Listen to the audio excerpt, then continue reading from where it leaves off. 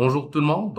Aujourd'hui, on va passer directement à utiliser le WordPress pour la première fois, sachant très bien que l'installation de WordPress nécessite bien sûr le fait d'utiliser un serveur.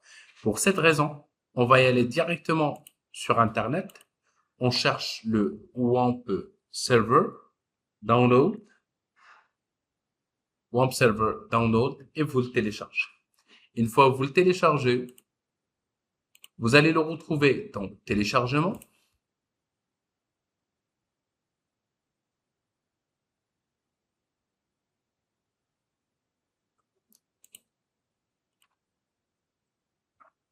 le WAMP Server 64. Double-clic à l'installation simple, français, je comprends, suivant. Et là, il y a une chose très importante. C'est obligatoire d'utiliser le chemin C/WAMP 64. Au 32 si vous avez la version 32. Directement. Suivant, installer, suivant, installer. Et c'est terminé. Je viens de terminer l'installation, un petit message apparu. Edge sera le navigateur utilisé par WordPress.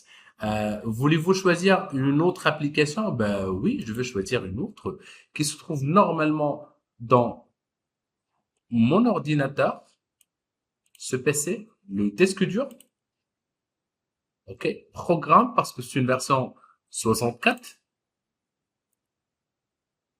Google, Chrome, application, Chrome.exe. L'éditeur par défaut, oui, bloc-notes, ouvrir, et c'est terminé l'installation. Ça va vous donner done dans quelques secondes. Suivant aussi, terminé, et c'est terminé. Actuellement, on peut dire que le téléchargement est terminé. La deuxième étape, il faut y aller vers le site, il s'appelle wordpress.org. WordPress. Le WordPress, non pas .com, je préfère vraiment .org, celui-là, qui me permet de télécharger le WordPress. On clique ici, et par la suite, je clique sur l'icône télécharger WordPress, c'est selon la version et l'année. Bien sûr, on trouve ici toujours la version à jour et la dernière version. Une fois elle est téléchargée,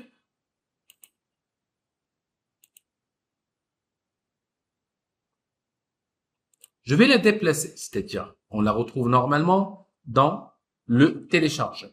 Par la suite, il faut la mettre directement, vous me pardonnez,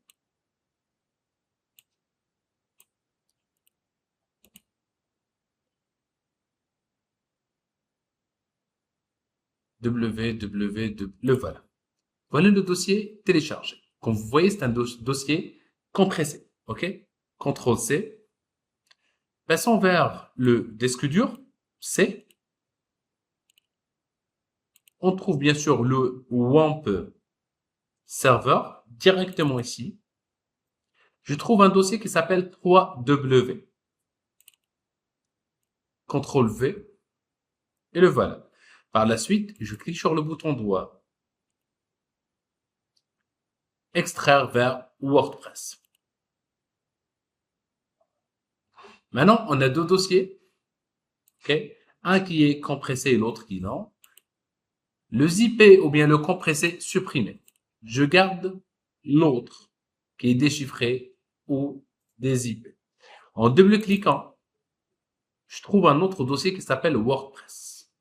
Maintenant, ça va fonctionner avec une petite erreur qu'on va la découvrir ensemble. Bien. Je clique ici, dans la fenêtre des icônes cachées. Je ne trouve surtout pas le WAMP Server affiché. Donc, double-cliquant ici sur le WAMP Server. Oui. J'attends quelques secondes.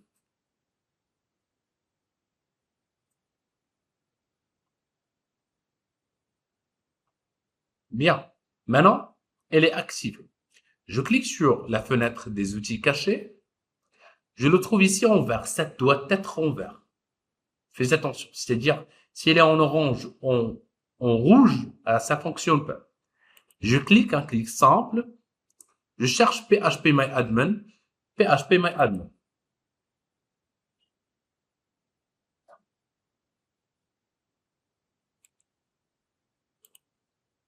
J'attends quelques secondes.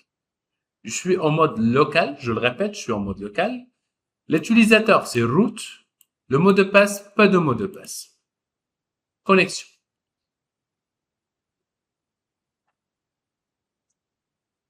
Une nouvelle base de données. Je vais la renommer en minuscule SCI Casa. Créer. Et ben, c'est tout. Et je ferme. Allons vers Chrome que j'ai choisi en tant qu'application par défaut pour utiliser le WordPress. Bien sûr, pour retrouver le site, il faut le localiser. Localhost. Je clique sur OK. Localhost, pardonne-moi, c'est pas la peine de faire l'erreur. Allons-y. Localhost. Et je bascule vers le WAMP server. J'ai ici le nom qui s'appelle WordPress 3. Allons-y, je le renomme par exemple LCI Casa. LCI Casa. OK. Maintenant, je cherche LCI Casa /WP comme WordPress-admin. Mais ça ne fonctionne surtout pas. Allons-y, on va voir pourquoi. Bah, tout simplement, on est à l'intérieur de 3W, LCI, mais je trouve vraiment pas le dossier. C'est tout à fait normal parce que le dossier, elle est vide, mais elle contient un autre dossier, mais il n'y a pas une application ni un fichier exécutable. Entrons vers WordPress, CTRL A, CTRL X, je sors ici, et CTRL V, c'est tout. Ça, c'est numéro 1. Numéro 2, gardons cette page, s'il vous plaît. Numéro 2, je clique ici sur WordPress avec le bouton droit cette fois, et non pas bouton gauche. Je clique sur paramètres 1, afficher le dossier 3W dans le menu, pour qu'il soit affiché. Voilà la mise à jour. La même adresse, le même chemin, actualisé.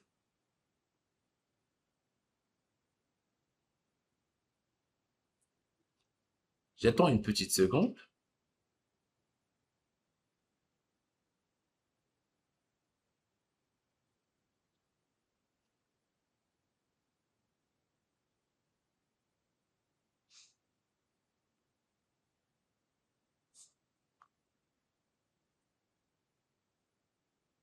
Bien, l'installation est commencée. Je peux choisir l'arabe si je veux travailler un site arabe. Je peux travailler bien sûr avec les langues dispo. Dans notre cas de figure, on va utiliser le français. Continue l'installation. C'est parti. Bien.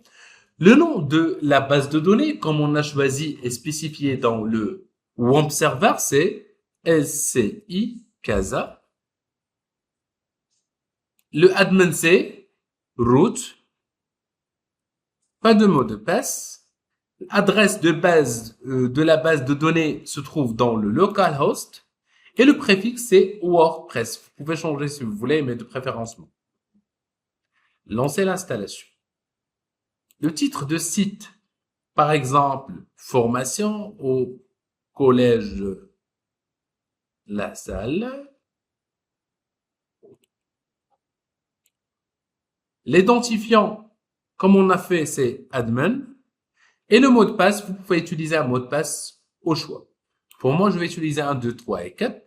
Et je confirme que je vais utiliser un mot de passe faible. Le site web, l'adresse web, ça peut être n'importe quelle adresse. Mais de préférence, le fait d'utiliser la vôtre, on est d'accord?